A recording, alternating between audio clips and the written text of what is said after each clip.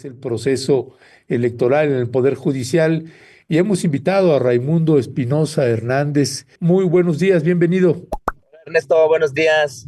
Muchas gracias por la oportunidad de platicar con tu audiencia, con ustedes. Muchas gracias. ¿Qué escenario es el que estás viendo en este proceso electoral?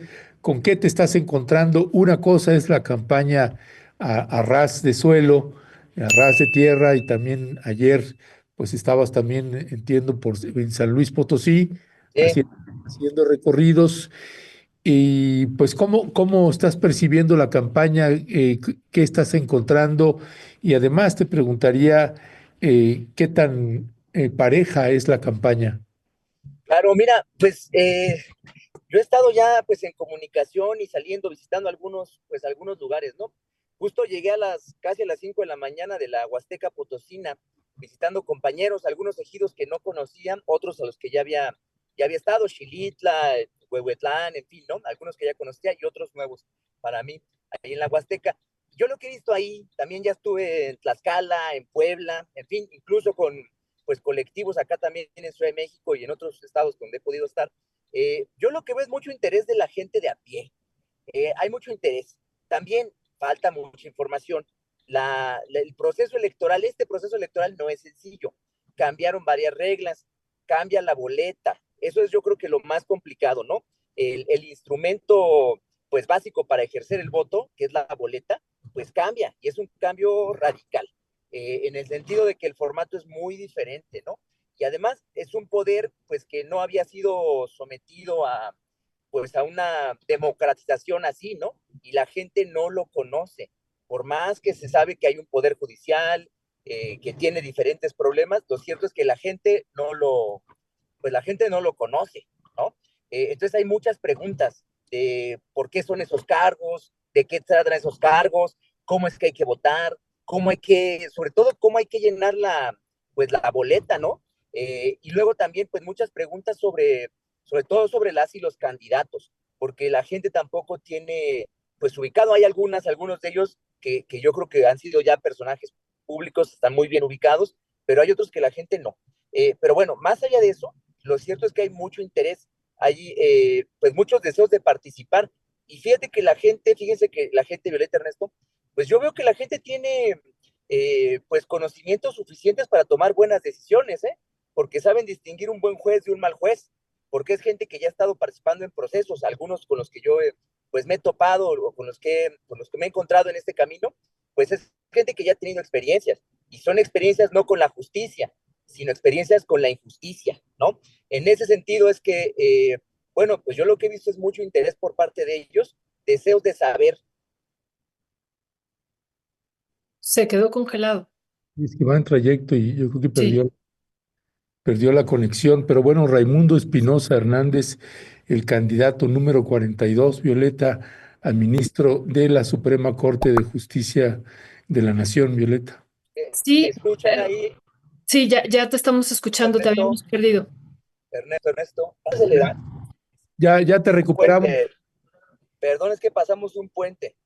Bueno, no, les decía que mucho interés de la gente porque tienen experiencias, pues sobre todo con la injusticia, ¿no? Y saben distinguir bien, pues un buen juez de un mal juez, en el sentido de, pues un juez que les da acceso a los instrumentos del Estado para encontrar justicia, y un juez que más bien ha rechazado, ¿no?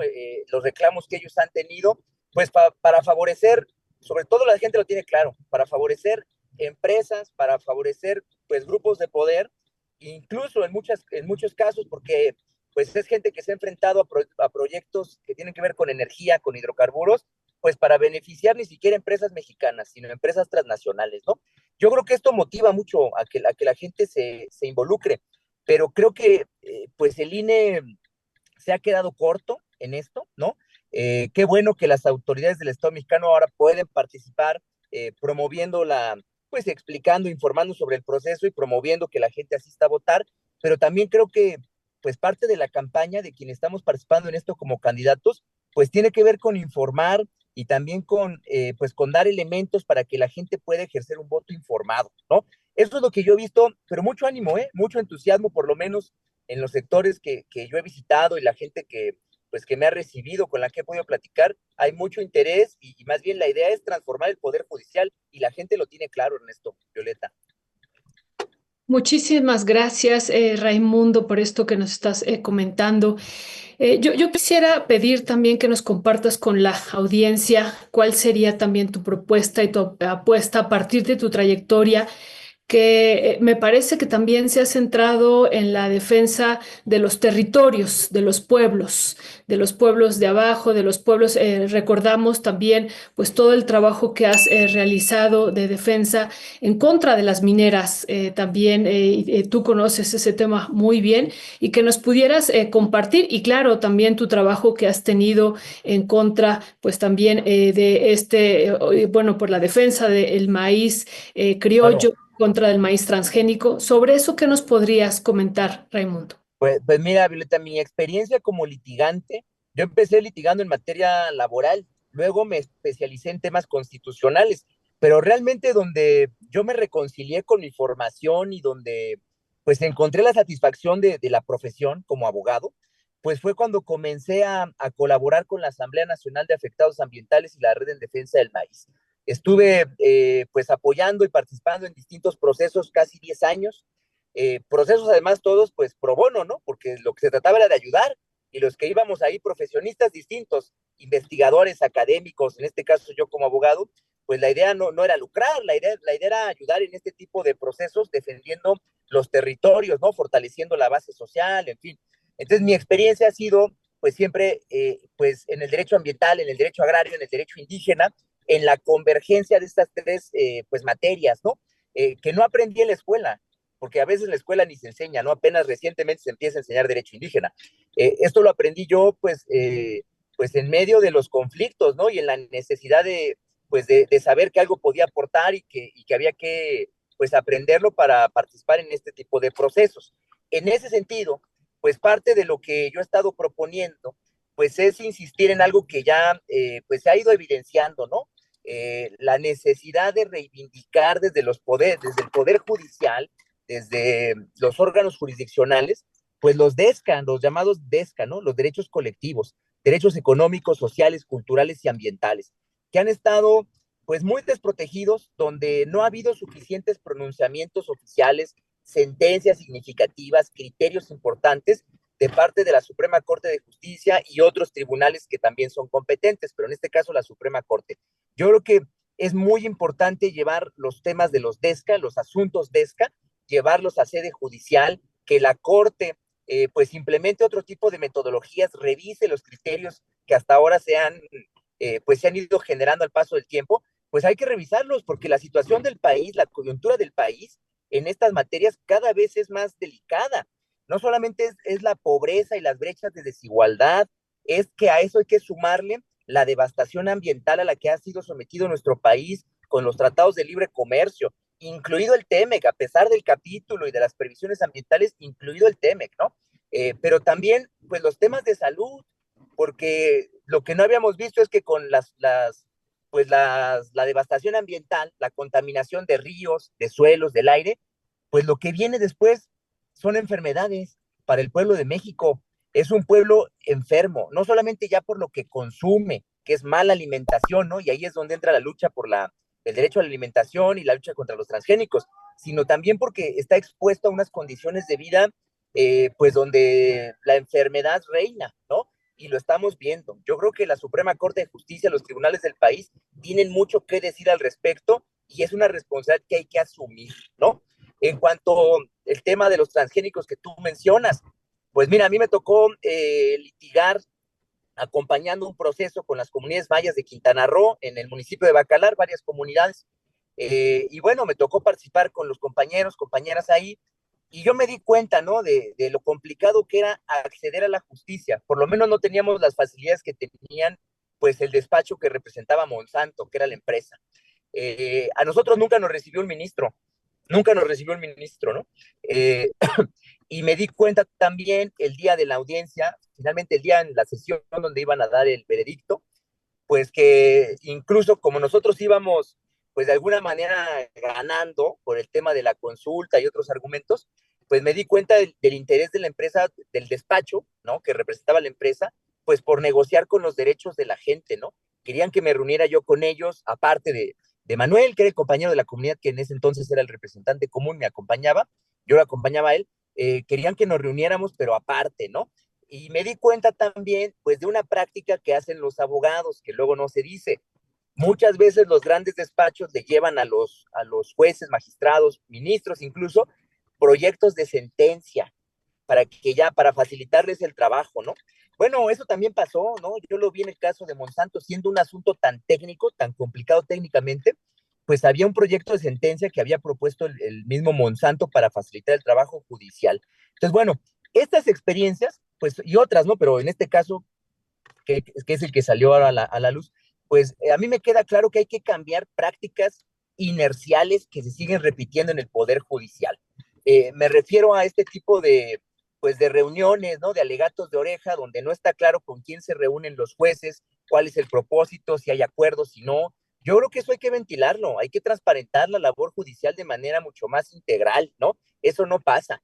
Hay que rendir cuentas. O sea, ya me imagino yo, pues a estos ministros que conocieron del caso de Monsanto, yendo a rendir cuentas, ni siquiera a las comunidades, sino simplemente a otros núcleos de población, contando cómo resolvieron el asunto y por qué al final solo nos conceden la consulta, pero pues se pronuncian en contra del principio precautorio, se pronuncian a favor de la ley de bioseguridad, que todo mundo sabe en México que es una ley que el propio empresa Monsanto propuso, ¿no? En fin, o sea, una serie de contradicciones que yo creo que la transparencia y la rendición de cuentas en el tribunal, en la Suprema Corte de Justicia, pues podrían ayudar mucho a que se recupere credibilidad y a que se fortalezca pues una institución tan importante para todas y todos nosotros, Violeta. Gracias, gracias Raimundo Espinosa Hernández, candidato número 42 para ministro de la Suprema Corte de Justicia de la Nación. Este trabajo en campo, que es algo de lo que rescatábamos, que habíamos platicado Violeta y un servidor, porque es de los pocos candidatos que hay también que han hecho mucho trabajo de campo, no solamente de escritorio o en la academia. Y te preguntaría, porque sabemos que tienes que ya otro compromiso, cuando hablamos cuando planteas la Suprema Corte de Justicia de la Nación debe emitir resoluciones con sentido social y no solo jurídico. Si pudieras explicarle a la audiencia a ¿Cómo qué no? te estás refiriendo. Y una segunda pregunta sería, por qué la gente debería de votar por ti? Gracias, Ernesto. Pues mira, en el neoliberalismo, nosotros, primero el derecho mexicano se transformó en el neoliberalismo. Hay un derecho mexicano neoliberal y todavía tenemos rebabas de eso, a pesar de tantos cambios que han sucedido recientemente, ¿no?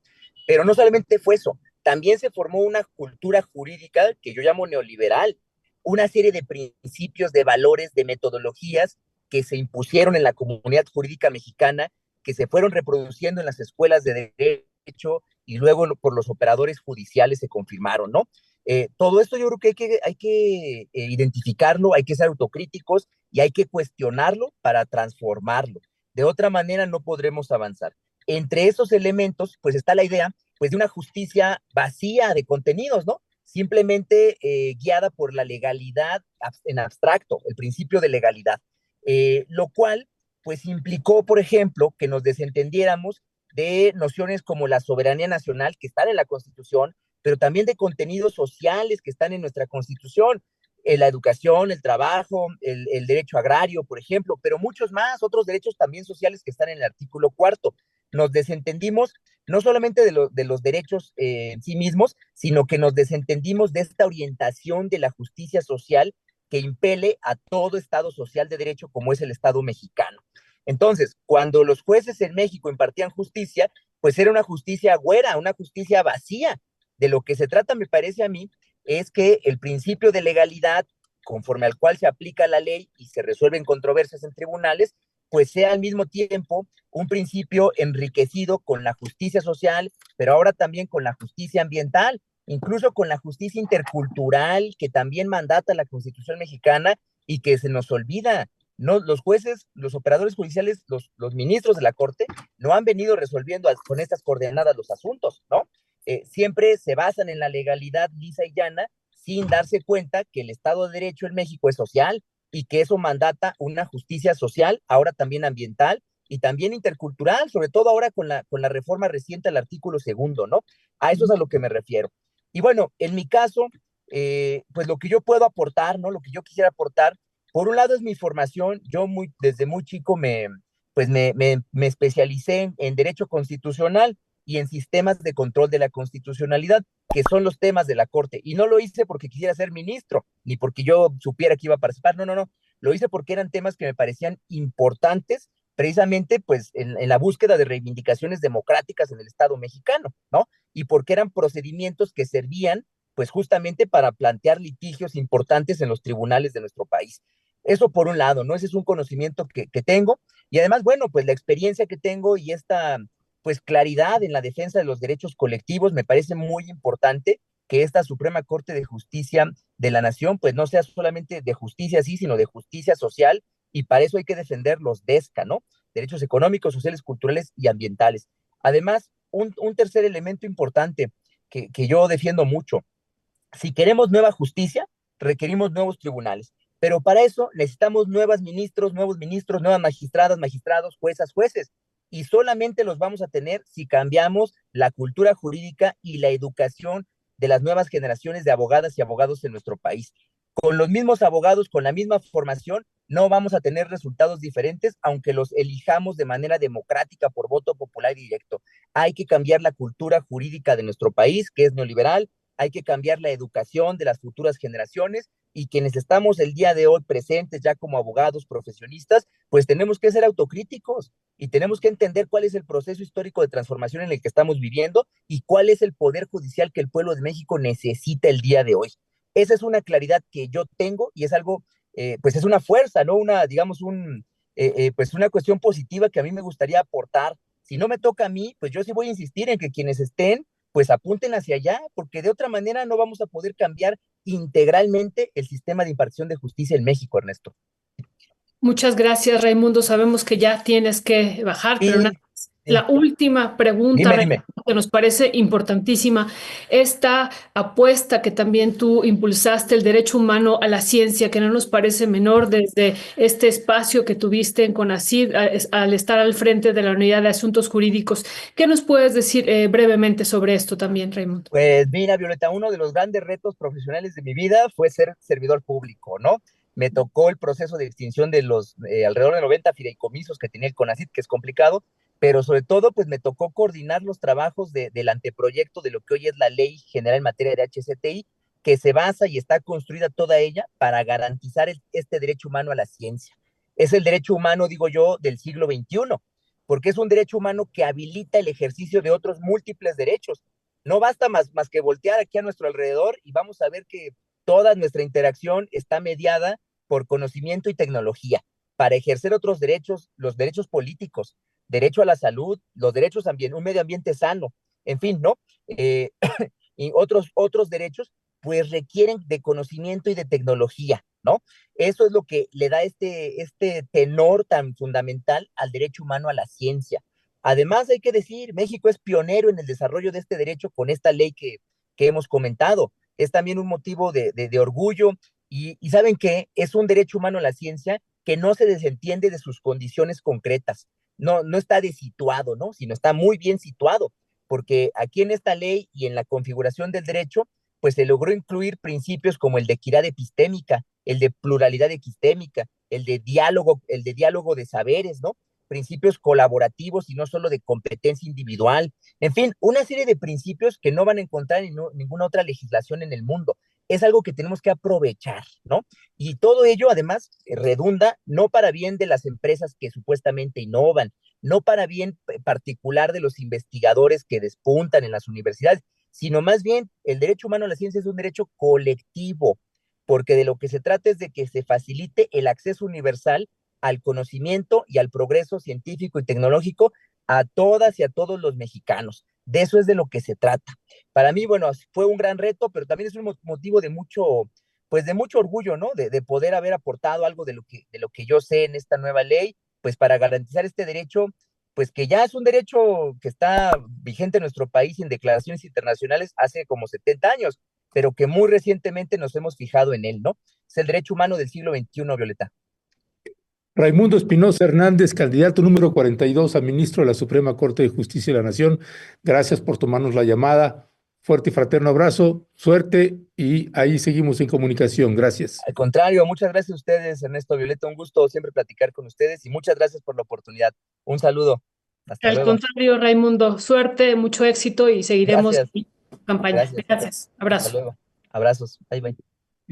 Pues como le comentamos, Violeta, a la audiencia, pues la idea es pues colocar también algunos otras opciones de candidatas o candidatos que consideramos que tienen algo valioso que aportar, porque pues las y los candidatos que tienen un historial siniestro, pues bueno, pues ya tienen una cascada de influencers o de medios corporativos que los están apoyando en sus campañas, Violeta. Sí, sí, y muy, muy importante esta entrevista que acabamos de tener con Raimundo Ernesto, pues que nos muestra parte de su trabajo, parte que es un trabajo interesante, importante en territorio, Ernesto, y en defensa de los pueblos indígenas. Así, pues así lo vamos a recordar también a él, pues por varias acciones que hemos visto de su trabajo. Así es que era importante también, pues aquí presentarlo con la audiencia y seguiremos con otros candidatos y candidatas también, Ernesto, haciéndolo. Estaremos presentándole entrevistas con personas que consideramos tienen algo valioso, importante, que aportar, discúlpeme usted, y que pues la idea es que usted lo conozca como y así es, esa es un poco la idea, varios comentarios también en ese sentido de candidatos o candidatas que la gente no conoce, Violeta.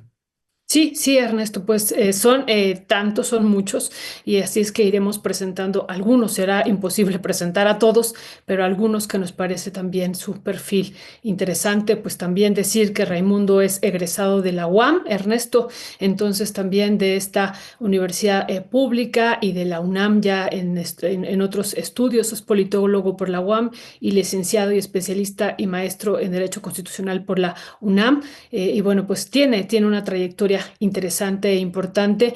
Igual podemos ir compartiendo también los currículums con la audiencia, los que ellos nos están enviando y que fueron también, están publicados también en esta plataforma para conocer a las y los candidatos, Ernesto.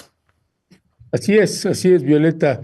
Pues son muchos comentarios también en ese sentido. Dice Gabriela Carral, brillante este abogado Raimundo Espinosa, votaré por él. Alice Ríos, también muy interesante los comentarios del invitado. Dice, hay una petición, Ana García, ¿me pueden recordar cómo se llama la candidata que entrevistaron con Diana Manso y Yasnaya Elena? Sí, como no, ahorita le pasamos el dato. Eh, eh, Pregunta María Zazueta, ¿el abogado Díaz Gargari se postuló? No, o por lo menos no que nosotros sepamos. No está, ya lo sabríamos, pero no es el caso, Violeta. Pero bueno, y por eso creo que es importante que usted conozca estos otros candidatos que consideramos pues tienen algo que aportar y que además que tienen un antecedente largo, Violeta, de cómo han estado con poblaciones y comunidades, porque pues sí, como dijo Raimundo, pues quién se iba a imaginar que iban a tener posibilidades de ser candidatos a ministros o ministras o magistrados, magistradas. Bueno, pues ahorita que hay la posibilidad, pues se va atrás en el tiempo y haces una revisión y uno ve el trabajo, pues algunos de ellos los conocemos de tiempo atrás, conocemos su trabajo, Violeta, y por eso es importante colocarlos, como en el caso también que, bueno, ya desde mucho antes, que nunca imaginamos que, por ejemplo, Federico Anaya, el maxi abogado, fuera también a ser candidato, y ahí está también, y también con antecedentes de estar en el FRAIBA y de estar en muchas organizaciones en defensa de los derechos humanos, Violeta. Así es, Ernesto, así es. Entonces seguiremos en esta labor de ir presentando a las y los candidatos.